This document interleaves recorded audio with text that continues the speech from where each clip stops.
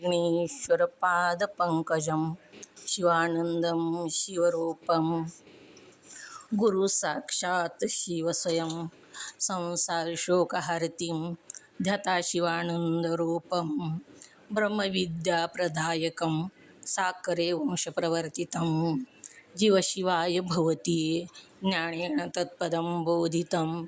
जय मंगलम जय नमः पार्वतीपते शिवार हर महादेव। वंदे श्रीमद्रामं सद्गुरु मती शांती शीतया श्रेष्ठं कामादिराक्षसारी भवजलधोतत्वबोध सेतुकरम्। ओम तत्सत् प्रभ्रमणे नमः। संत शिरोमणी मन्मथ स्वामी महाराज की जय। सद्गुरु सिद्धारूढ स्वामींच्या चरणी वंदन करून श्रोत्रिय ब्रह्मनिष्ठ सद्गुरु शिवानंद स्वामी परभणीकर माझ्या हृदयामध्ये स्थापित करून सद्गुरु पंडित पितांबरजींना वंदन करून जगद्गुरु शंकराचार्यांना वंदन करून जगद्गुरु पंचाचार्यांना वंदन करून लिंग ऐक्य गुरु महालिंगेश्वर शिवाचार्य महाराज यांच्याही चरणी अनंत कोटी प्रणिपात करून श्रोत्रिय ब्रह्मनिष्ठ सद्गुरु महादेव कुंभारप्पाजी यांच्याही चरणी शिरसाष्टांग प्रणिपात करून तुम्हा सर्व मुमुक्षु साधकांच्या चरणी विनम्र अभिवादन करून पंचीकरण ग्रंथामध्ये प्रवेश होऊया। ग्रंथाचं पान नंबर 201। काल आपण बघितलं संचित, क्रियामान आणि प्रारब्ध ही तीन प्रकारचे कर्म आहे। किती प्रकारचं कर्म आहे तर 3 प्रकारचं कर्म आहे। संचित कर्म, क्रियामान कर्म आणि प्रारब्ध कर्म। त्यापैकी संचित कर्म आणि क्रियामान कर्म याचा नाश ज्ञानाने होतो। कोणत्या ज्ञानाने होतो तर अपरोक्ष ज्ञानाने, आत्म्याच्या अपरोक्ष ज्ञानाने संचित आणि क्रियामान कर्माचा नाश होतो। बाकी जे राहिलं कर्म, कोणतं कर्म राहिलं तर प्रारब्ध कर्म राहिलं। जी प्रारब्ध कर्म आहे ती मात्र देहाच्या शिरावर असतं आणि ते भोगून नाश होतो। कोणत्या देहाच्या शिरावर असतं तर स्थूल देहाच्या शिरावर असतं ते कर्म। ध्येय किती आहेत? ओम नमः शिवाय। हँड रेस करा। किती ध्येय आहेत सांगू का? हो सांगा।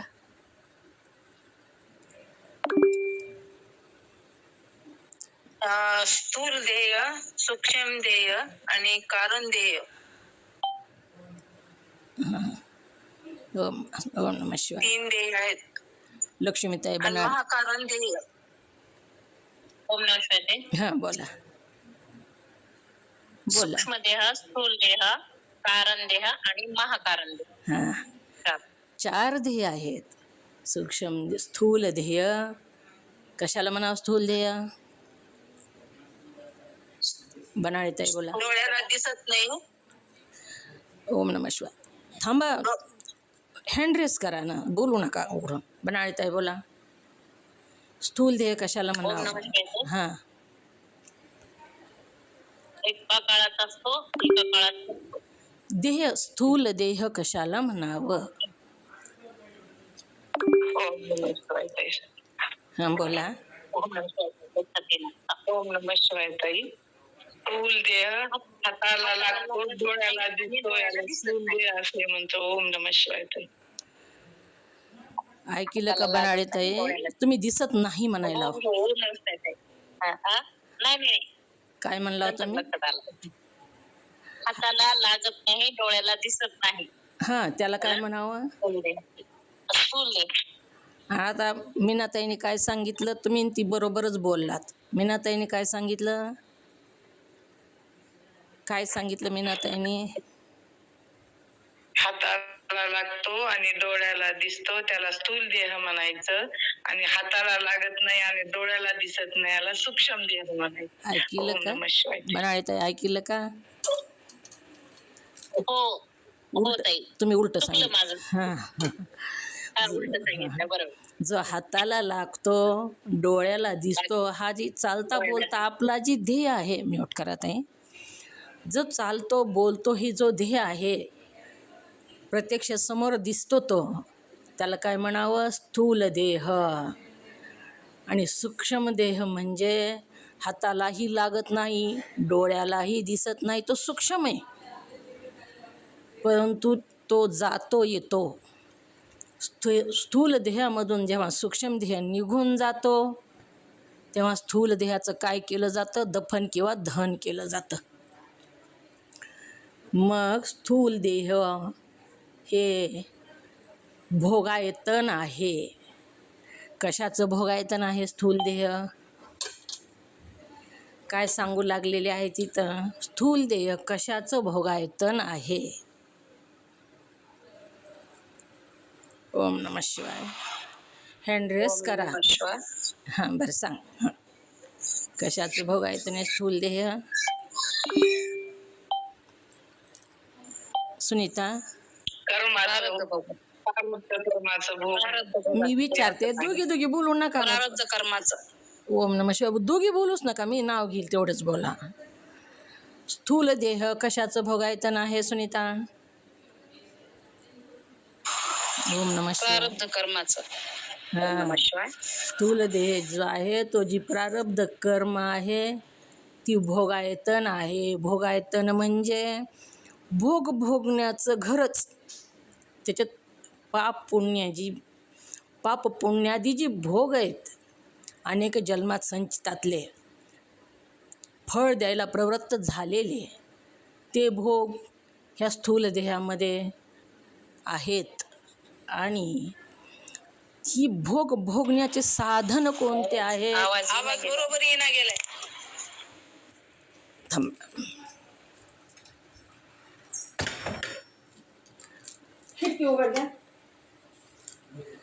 स्थूल आवाज यायला का आता? ओम नमः शिवाय. यायला का आवाज? यायला. इंद्रिय हे भोग भोगण्याचे साधने आहेत. इंद्रिय जी आहेत ती भोग भोगण्याचे साधने आहेत. तर इंद्रिय 5 ज्ञानेंद्रिय आणि 5 कर्मेंद्रिय, 4 अंतःकरण. 5 ज्ञानेंद्रिय, 5 कर्मेंद्रिय आणि 4 अंतःकरण. कोणते 5 ज्ञानेंद्रिय?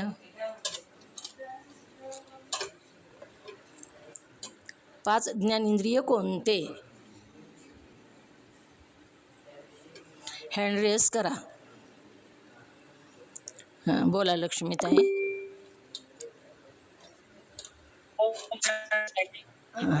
पाच ज्ञानेंद्रिय, श्रोत्र, त्वचा, चक्षु, जिव्हा आणि घ्राण. हां, श्रोत्र म्हणजे काय? ही पाच.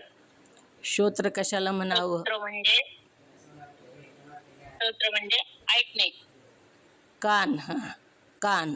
हां हां कान. श्रोत्र म्हणजे कान. हां. त्वचा. त्वचा म्हणजे स्पर्श, म्हणजे त्वचा म्हणजे स्पर्श, म्हणजे कातडी. स्पर्श होतो. हां, त्वचा म्हणजे कातडी. हां. हा, कातडी. चक्षु. चक्षु म्हणजे डोळे, नेत्र. बरोबर आहे? हो बरोबर आहे. सांगा ना पुढचे 2 पटपट. जिव्हा. हा, जिव्हा म्हणजे आपण म्हणजे जीभ. लक्षात येईना ताई. जीभ. जीभ. हा, जीवा म्हणजे जीभ. ज्ञान. जिभेनं खारट आंबट ज्ञान होतं का नाही? जीभ. हां आणि घ्राण म्हणजे हां. नाक. हे करणे, नाक. हां. नाक ही इंद्रिये सुगंध घेणे दुर्गंध घेणे. ही 5 ज्ञानेंद्रिय आहेत. म्यूट करा. 5 कर्मेंद्रिय कोणते? तुम्ही म्यूट करा आता. 5 कर्मेंद्रिय कोणते? ओम नमः शिवाय. मीनाताई बोला. 5 कर्मेंद्रिय कोणते? ओम नमः शिवाय ताई. वाचा, पाणी, पाद, कृष्ण आणि बुध हे 5 कर्मेंद्रिय आहेत. आहेत. आणि 4 अंतःकरण कोणते?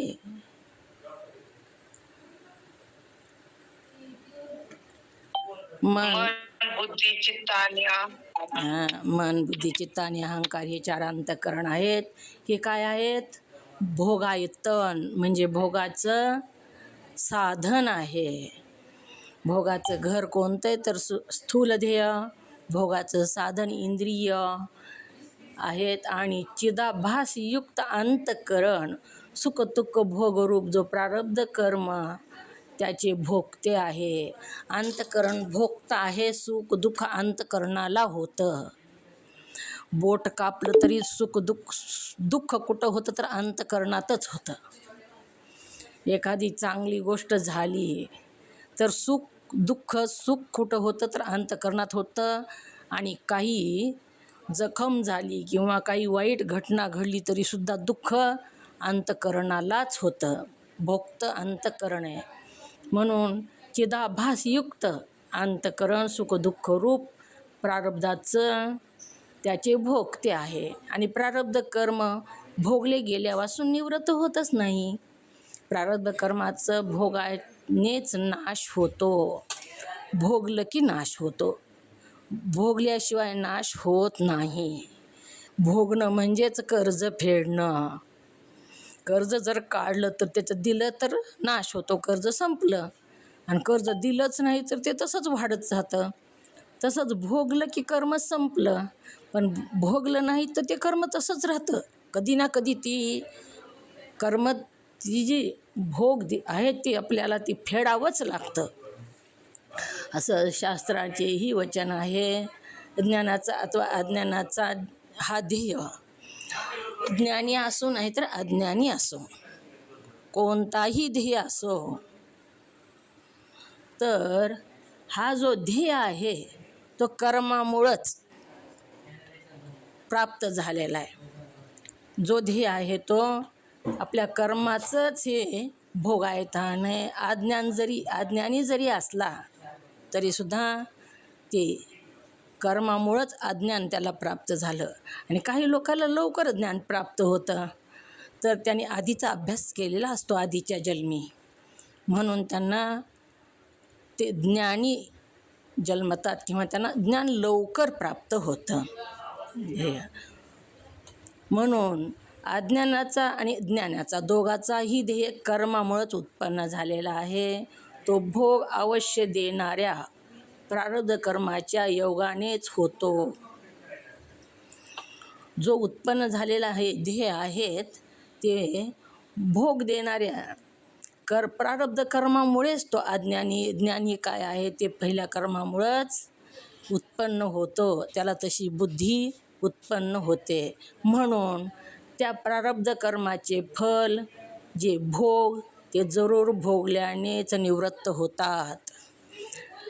प्रारब्ध कर्माचं जे भोग आहे सोनी तिकडे सांगते सोनी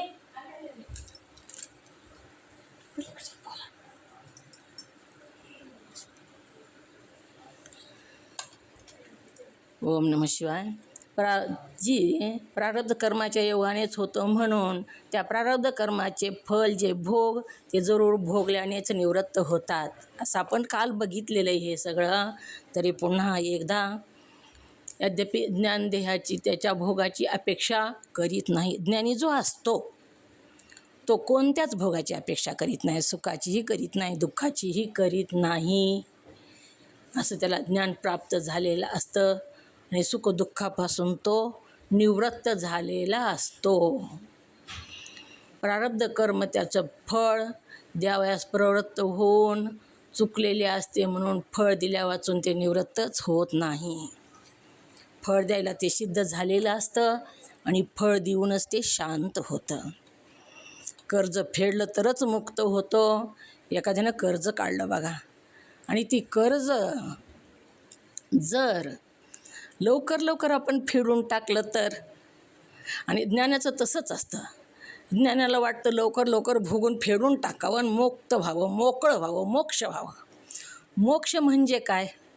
काहीच नको, कोणतंच कर्म नको, मुक्त ह्याच्यातून व्हायचं आहे.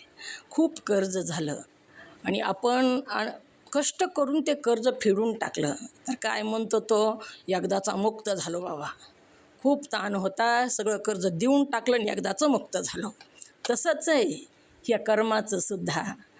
जी दुःख आहे किंवा सुखसुद्धा हे भोगून मोकळं झालं म्हणजेच मोक्ष मिळाला. काहीच त्याच्यापाशी राहिलं नाही म्हणजे मुक्त झाला. मुक्त झाला म्हणजे त्याच्यापासून निवृत्त झाला. एखादा मोठा रोग झाला आणि डॉक्टर औषध गोळ्या देतात आणि काय म्हणतात, आता काही गरज नाही तुम्हाला, तुम्ही ह्यापासून मुक्त झालात. मुक्त होणं म्हणजेच मोक्ष प्राप्त करून घेणं असं इथं सांगितलेलं आहे. आणि ह्यासाठी एक दृष्टांत दिला आहे. ही संचित कर्म, क्रियामाण कर्म आणि प्रारब्ध कर्म. तर प्रारब्ध कर्म कसं भोगावं लागतं त्यासाठी दृष्टांत दिलेला आहे. प्रारब्ध कर्माचं स्वरूप कसं आणि ते कसं भोगावं लागतं.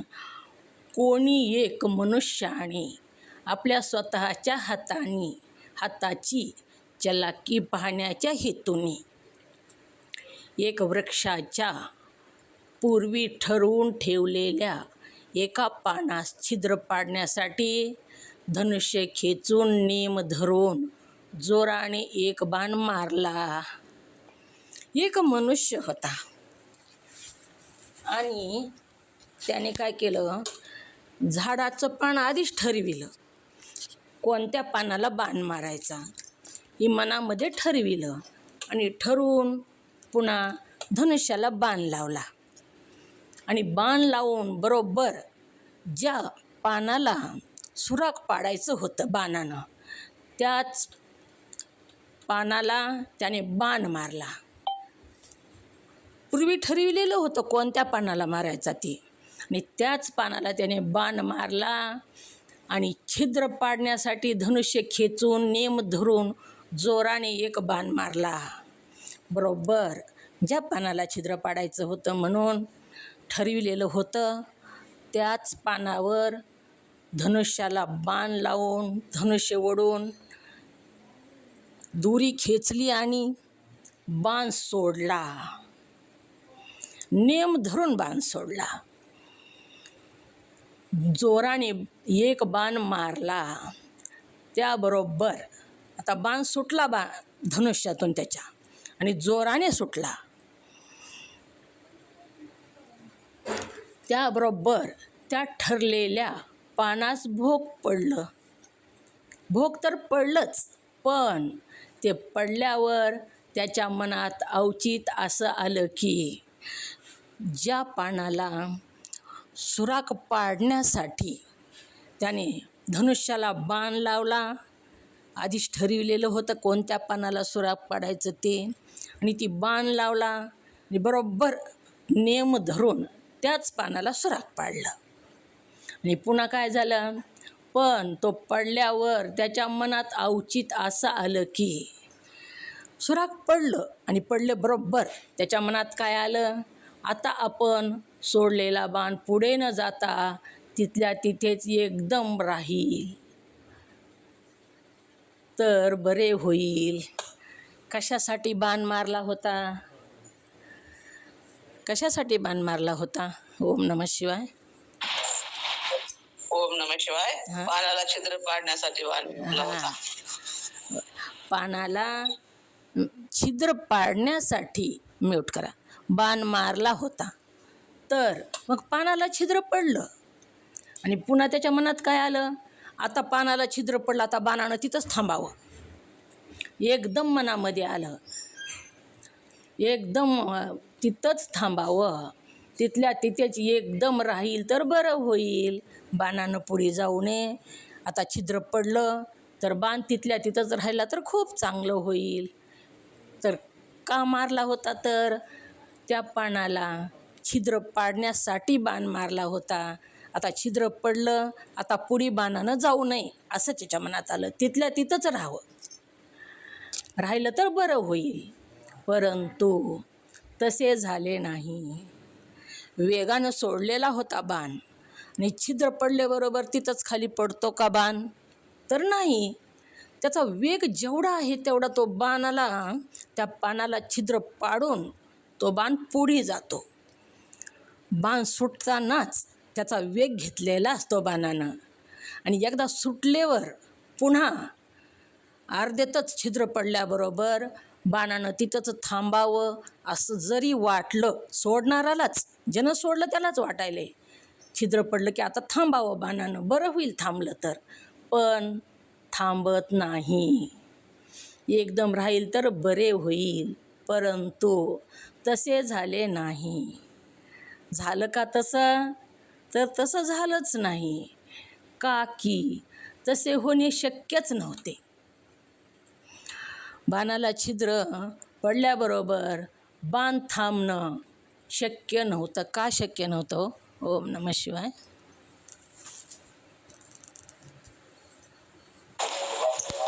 ओम नमः शिवाय. ताई, एकदा बाण सुटला की तो थांबणं शक्यच नसतं. बाणाचा वेग घेऊनच तो सुटलेला आहे बाण. आणि ह्याला तर वाटू लागलं की बाणानं थांबावं, तर तसं होणं शक्य नव्हते. कारण बाणाचा जितका वेग होता तितका तो अवश्य घेतल्याशिवाय थांबू शकणारच नाही. बाण सुटतानाच त्यानं वेग घेतलेला आहे. पानाला छिद्र पाडून तो पुढे जाऊन जेवढा वेग आहे तेवढा तो पुढे जाणारच, थांबणं शक्यच नाही. त्याचा वेग संपल्यानंतरच तो थांबून पडला. कशासाठी बाण सोडला होता? तर पानाला छिद्र पाडण्यासाठी बाण सोडला होता. पानाला छिद्र पडलं, पण जेवढा वेग होता तेवढा वेग घेतल्याशिवाय बाण थांबला नाही. पुढे जेवढा वेग जायचा तेवढा तो गेलाच छिद्र पाडून आणि त्याचा वेग संपला आणि पुन्हाच बाण थांबला. एरवी पडावयाचा नव्हता. यद्यपि तोच पुरुष आपल्या जवळच्या भात्यात व हातात असलेले दुसरे बाण, त्याच्याजवळ काही हातातही बाण होते आणि त्याच्या भात्यात सुद्धा बाण होते.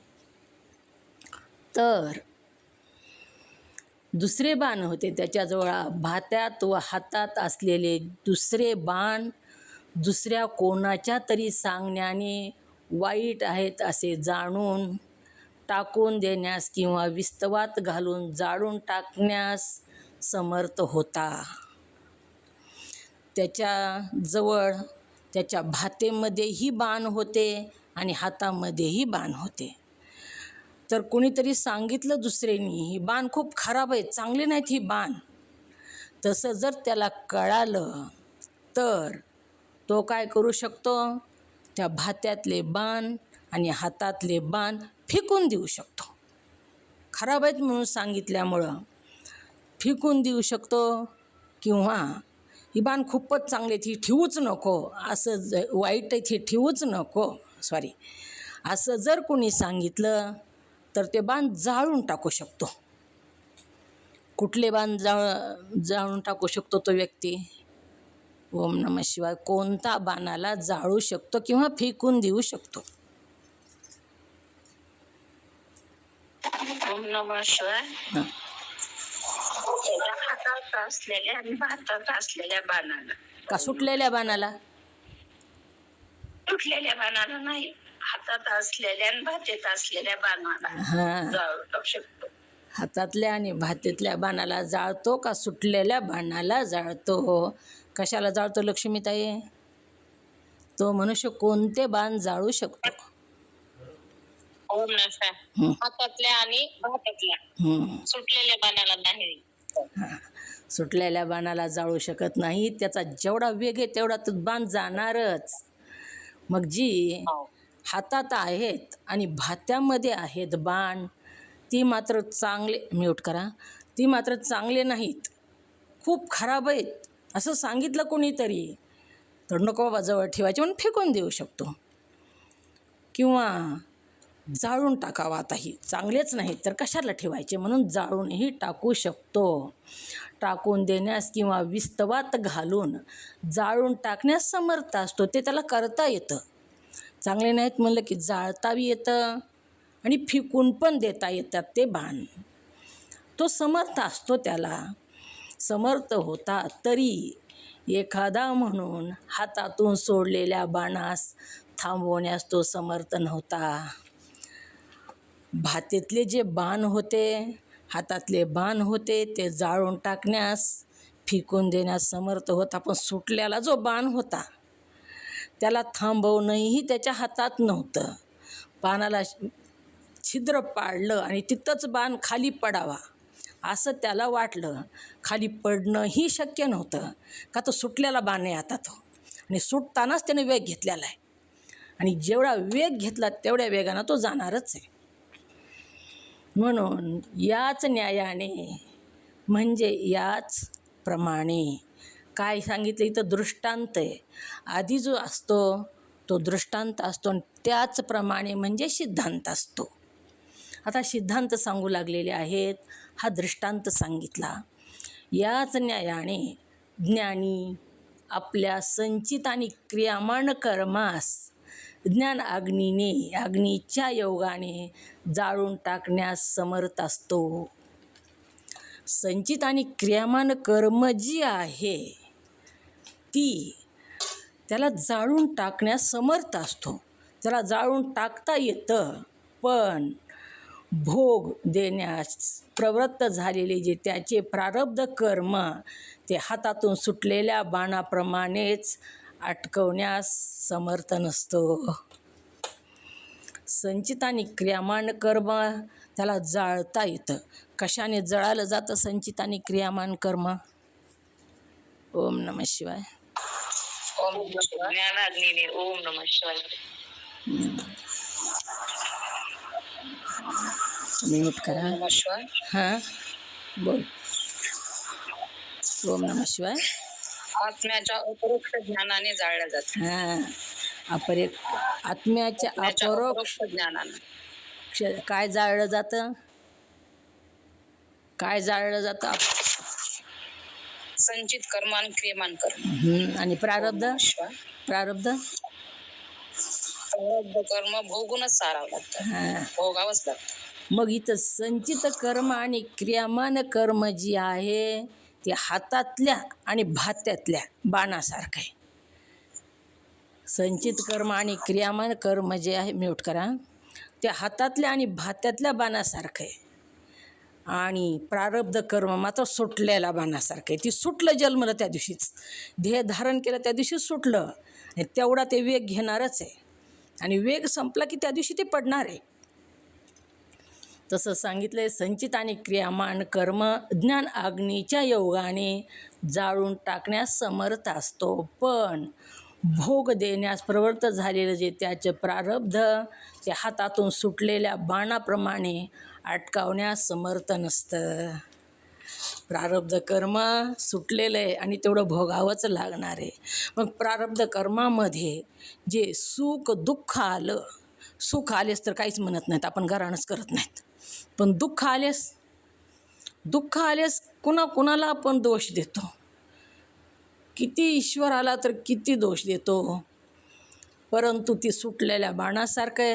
आणि दुःख जर आलं तर ती दुःख टाळावं म्हणून पण आपण अनेक प्रयत्न करतो, पण प्रयत्नानं ते टळत नाही.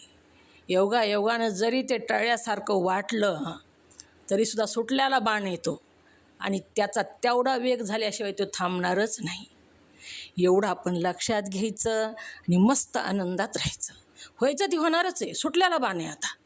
आणि आपण रोज रडत जरी बसलो, काही जरी केलं, किती जरी देवापुढे काही जरी हाणून घेत बसलो तरीसुद्धा, किंवा तपश्चर्या साधना करीत बसलो, उपास करीत बसलो तरीसुद्धा सुटल्याला बाणाला त्या पानाला छिद्र पडलं आहे आणि आता बाद झालं, आता पुढे जाऊच नाही असं वाटायलं आहे. आपल्याला तसंच वाटतं, आपल्या मनासारखंच व्हावं, पण ती सुटल्याला बाण आहे आणि ती तिथपर्यंत जाणारच आहे आणि तिथपर्यंत गेल्याशिवाय ती खाली पडणार नाही. असं जर आपल्या लक्षात आलं आपलं प्रारब्ध कर्म, तर आपण विनाकारण कशाची काळजी करतो का हो? चिंता करू नये, तर चित्तामध्ये चिंतन करावं. चिंता नाही करायची, चिंतन करायचं. म्हणून ती सुटलेल्या बाणाप्रमाणे सांगितलेलं आहे. तर सुटलेल्या बाणाप्रमाणे अटकावण्यास समर्थ आहे. संचित आणि क्रियामान कर्म जो ज्ञानी असतो ना, तो ज्ञानी जाळून टाकतो. पण अपरोक्ष ज्ञान ज्याला प्राप्त झालं, त्यालासुद्धा प्रारब्धाची भोग, जे त्याला भोगण्यासाठी जे फळ द्यायला प्रवृत्त झालेत, ते त्याला भोगावेच लागतात. संचितातलं मला आणि किती जरी असलं तरी ती संचितातलं जळून जातं. कसं होतं बघा, आता संचितातलं कर्म, क्रियामान आणि संचित दोन्ही बी जळून गेलं आणि प्रारब्ध कर्म भोगून संपवलं, तर मग काय राहिलं त्याच्यापाशी? ओम नमः शिवाय. काय शिल्लक राहिलं त्याच्यापाशी?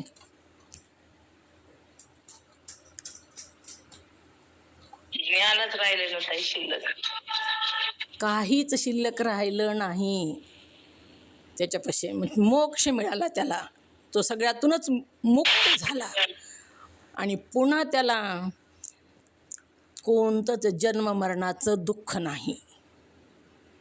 कसं जन्ममरणाचं दुःख कसं प्राप्त होत नाही?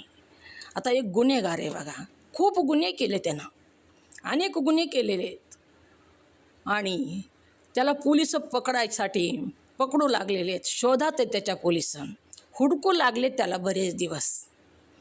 आणि जेव्हा त्याच्या घरी गेले, तिथं जाऊन बघितलं त्यांनी, तर तिथं तो नव्हता, तो मेलेला होता, जळून गेलेला होता. तर कोणाला पकडतील होती पोलिस? कोणाला पकडतील? कुणालाच पकडणार नाहीत ना ते. कुणालाच. संपून गेलं सगळं तिथं. सगळं संपून गेलं. तसंच आहे, यमराज जेव्हा येतो तेव्हा यमाचं जर आपण बघितलं, यमाचं नाशिकेत ग्रंथ अजून एकदा आपल्याला बघायचं आहे. जेव्हा यमराज येतो पकडायला, आपण गुन्हेगार आहे, 84 लक्ष योनीमध्ये फिरत फिरत आलेले आणि इतकं कर्म आहे आपलं, इतके गुन्हे आहेत आपले केलेले, संचितात साठलेले, आणि त्याच्यासाठीच यमराज आपल्याला त्या गुन्ह्याची शिक्षा देण्यासाठीच पकडण्यासाठी आला आहे. परंतु अपरोक्ष ज्ञानानं काय केले, ते जाळून टाकलेले सगळं. तो जळून गेला आहे, तर कोणाला पकडतील? कोणालाच नाही. त्याला रिकाम्या हातानं ते यमाला जावं लागतं. त्या पोलीस आली तिथून, जसं दृष्टांतामध्ये पोलीस आली, त्या गुन्हेगाराला पकडताच येत नाही, ती मेलेला असतो, जाळून टाकलेला आहे, कुणाला पकडतील? किती जरी गुन्हे असले तरी पकडताच येत नाही.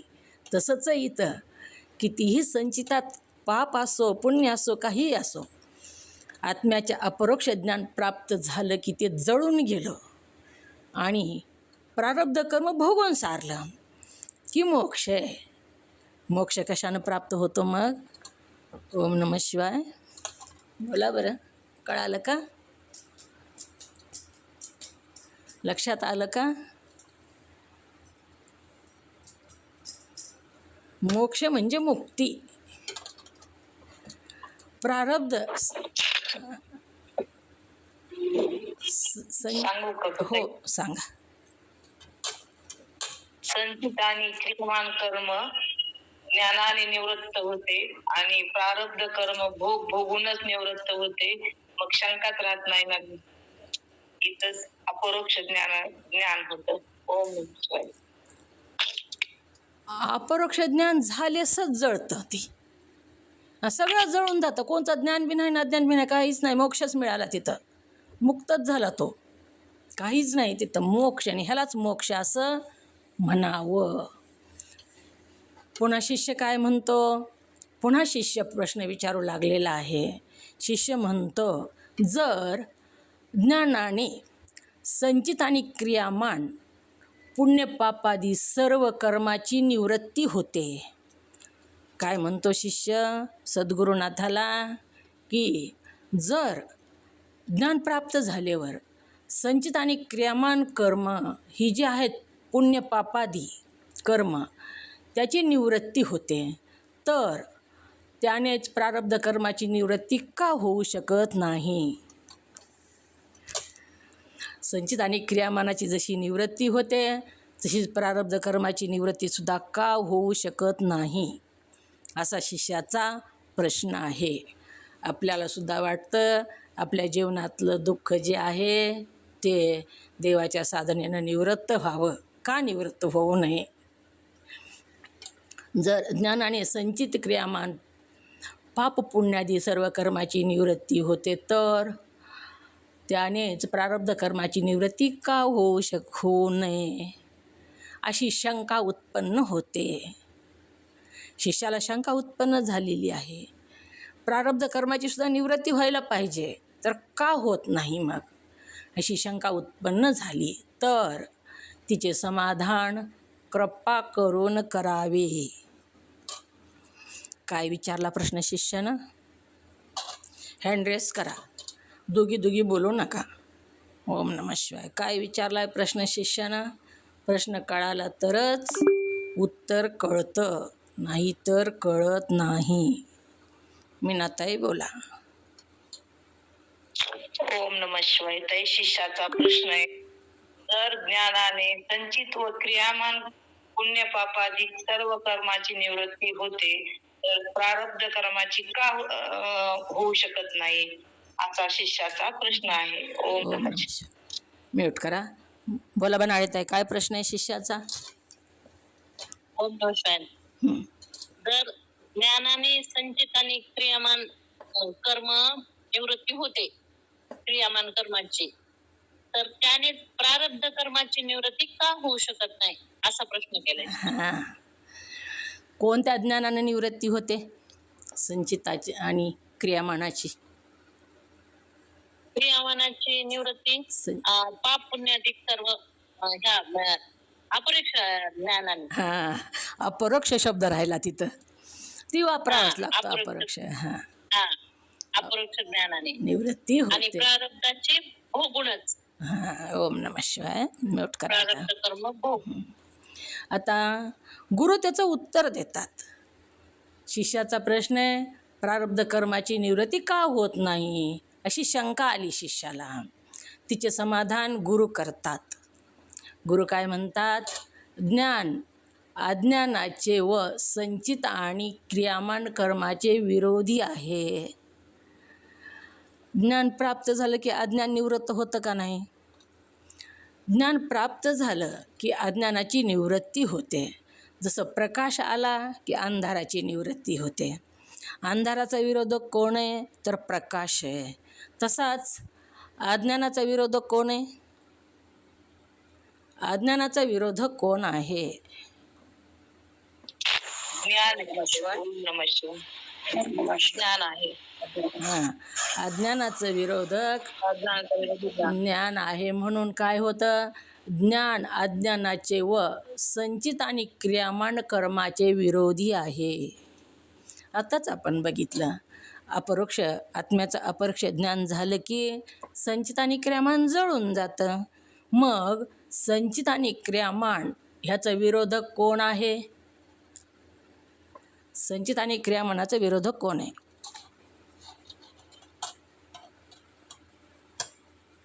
सुनीता.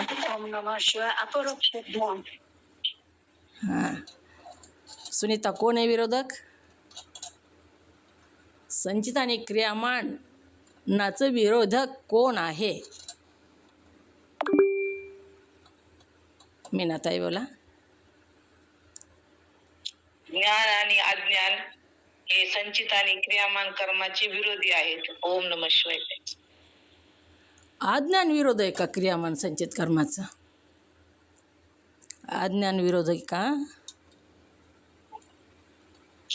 आता सुनंदाताई पाटील यांनी काय सांगितलं? अपरोक्ष ज्ञान. कशानं जळतं संचित आणि क्रियामान? नाश कशानं होतो संचित कर्माचा आणि क्रियामान? ज्ञानाग्नीने. हां, मग अज्ञान कसं? अज्ञान नाही, अपरोक्ष आत्म्याचं अपरोक्ष ज्ञान, साधं ज्ञानसुद्धा नाही, अपरोक्ष ज्ञान जेव्हा होतं तेव्हाच संचित आणि क्रियामान जळून जातं. ज्ञान प्राप्त झाल्यावर काय होतं?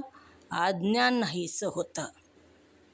ज्ञान प्राप्त झालं की अज्ञान नाहीसं होतं आणि ज्ञानच प्राप्त झालं की संचित आणि क्रियामानसुद्धा जळून जातं. तो विरोधक आहे. ज्ञान ही अज्ञानाचं, संचित आणि क्रियामान कर्माचं विरोधी आहे. कुणाकुणाचं विरोधी आहे ज्ञान? एक आकडा टाका अज्ञान, 2 संचित आणि 3 क्रियामान. 3 आकडे टाका तिथं.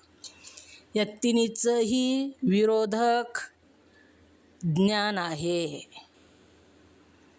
अज्ञानाचं, संचित कर्माचं आणि क्रियामान कर्माचं विरोधक कोण आहे?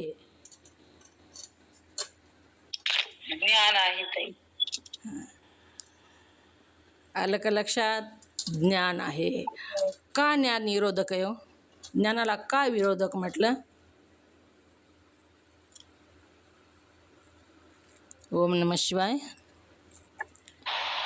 ज्ञानाने नाश होतो म्हणून ताई. ज्ञानाने संचित आणि क्रियमान कर्माचा नाश होतो म्हणून. ओम नमः. सुनंदाताई पाटील बोला, कशा कशाचा नाश होतो इथं सांगितलंय? ओम नमः शिवाय. अज्ञानाचा, संचित कर्माचा आणि क्रियमान कर्माचा नाश होतो. अज्ञान राहिलं सुनीता, तिथं आकडा टाका. नंबर 1 अज्ञान, नंबर 2 संचित आणि नंबर 3 क्रियामान. ज्ञानानं काय होतं? अज्ञानाचा, संचित कर्माचा आणि क्रियामान कर्माचा हे तिन्हीचंही विरोधी आहे ज्ञान. विरोधी आहे म्हणजे तिन्हीलाही नाश करतं तिन्हीचाही. पण प्रारब्ध कर्माचे विरोधी नाही. ज्ञान ही प्रारब्ध कर्माचं विरोधी नाही. मग ज्ञान कशा कशाचं विरोधी आहे? कशाचं विरोधी आहे ज्ञान? येले का लक्षात? मंगेताई बोला, कशाचं विरोधी आहे ज्ञान? ओम नमः शिवाय. ज्ञान ही अज्ञानाचे, संचित कर्माचे आणि क्रियमान कर्माचे विरोधी आहे. आणि प्रारब्ध कर्माचे? प्रारब्ध कर्माचा विरोधी नाही. ज्ञानच भोगावं, तो भोगूनच शिकावं लागतंय. हां. ओम नमः शिवाय. हां. ज्ञान अज्ञानाचे, संचित आणि क्रियामान कर्माचे विरोधी आहे, पण प्रारब्ध कर्माचे विरोधी नाही. प्रारब्ध कर्माचे विरोधी ज्ञान जर असते, जर सांगितलं, जर प्रारब्ध कर्माचे विरोधी ज्ञान जर असते तर ज्ञानाचा उदय झाल्याबरोबर प्रारब्ध कर्माचा नाश झालाच पाहिजे. विरोधी असेल तर ज्ञान झाल्याबरोबर प्रारब्ध कर्माचा नाश झाला असता. ज्ञान झालं की प्रारब्ध कर्म पण संपलं असतं. नाश झाला पाहिजे. विरोधी असलं की नाशच होतो ना. प्रकाश आला की अंधाराचा नाश होतो. ज्ञान प्राप्त झालं की अज्ञानाचा नाश होतो. तसंच इथं ज्ञान जर प्रारब्ध कर्माचा विरोधी असते तर प्रारब्ध कर्म ज्ञान झाल्याबरोबर काय झालं असतं? प्रारब्ध कर्माचा नाश झाला असता. ज्ञान उदय झाला, त्याला ज्ञान प्राप्त झालं की त्याचं जी प्रारब्ध कर्म आहे त्याचा नाश झालाच पाहिजे. आणि तसं तो झाला असता प्रारब्धाने राहिलेल्या ज्ञानाच्या देहाचाही नाश झाला असता. देह म्हणजे देह जोपर्यंत प्रारब्ध आहे तोपर्यंतच ध्येय राहतो. प्रारब्ध संपलं की ध्येय संपतो तिथं. मग काय सांगू लागलेले आहेत? प्रारब्ध कर्माचा नाश झालाच पाहिजे आणि तसं तो झाला असता प्रारब्धाने झालेल्या ज्ञानाच्या ध्येयाचाही नाश झाला असता. ज्ञान झालं की ज्ञान प्राप्त ज्यानं केलं त्याचा ध्येयही नाश झाला असता. झाला पाहिजे, पण तसे काहीच होत नाही. तसं होतं का? ज्ञान प्राप्त झालं की ज्याने ज्ञान प्राप्त केलं त्याच्या देहाचा नाश होतो का? ओम नमः शिवाय. होतो का नाश त्याच्या देहाचा? नाही होत. का नाही होत? मग कशाचा नाश होतो? संचित आणि क्रिया म्हणतात. हां, प्रारब्ध कर्म म्हणजेच ध्येयही, प्रारब्ध कर्माचाच ध्येयही. आणि प्रारब्ध कर्म नाश जर झालं तर ध्येय राहत नाही. मग ज्ञान प्राप्त झाल्यावर जर प्रारब्ध कर्माचा नाश झाला असता तर लगेच त्याचा ध्येय मिळाला असता ना, ती गेला असता ना लगेच. म्हणून काहीच होत नाही. देहाचाही नाश झाला पाहिजे, पण तसे काहीच होत नाही.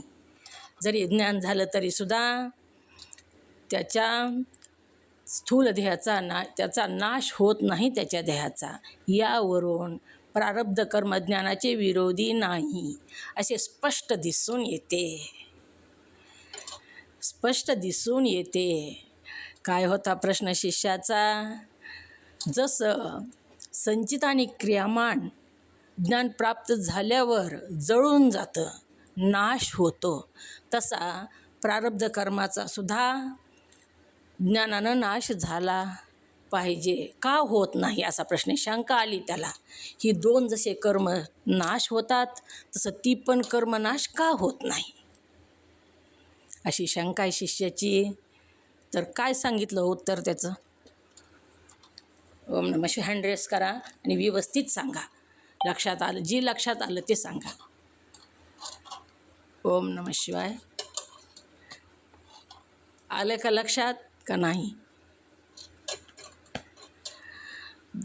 ज्ञान प्राप्त झाल्याबरोबर जसं अपरोक्ष ज्ञान प्राप्त झालं की काय झालं, त्याच क्षणाला जसा कापूस जळून जातो तसं संचित क्रियामान जळून गेलं. आणि तसंच जर ज्ञान प्राप्त करणाराच्या प्रारब्ध जळून गेलं असतं तर, आणि ध्येय प्रारब्धाचाच आहे, मग प्रारब्ध जळून गेलं की ध्येय पडतो.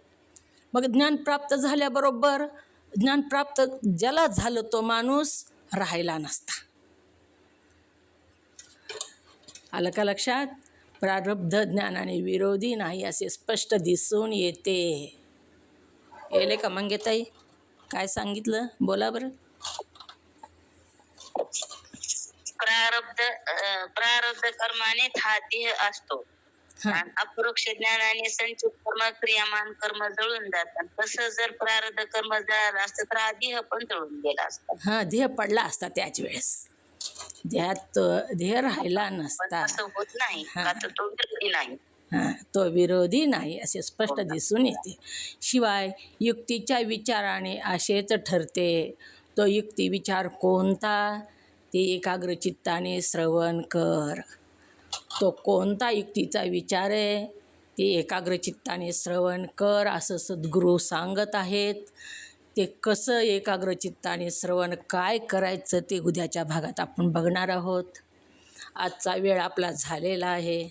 झालेली सेवा सद्गुरूंच्या चरणी समर्पित, तुम्हा सर्व मोक्ष साधकांच्या चरणी समर्पित करून सेवेला पूर्णविराम. जे वाणीतून योग्य शब्द बाहेर गेले ते सद्गुरूंचे, जे अयोग्य शब्द बाहेर पडले ते वाणीचा दोष.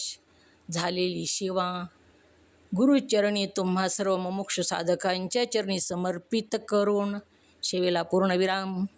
ओम नमः शिवाय.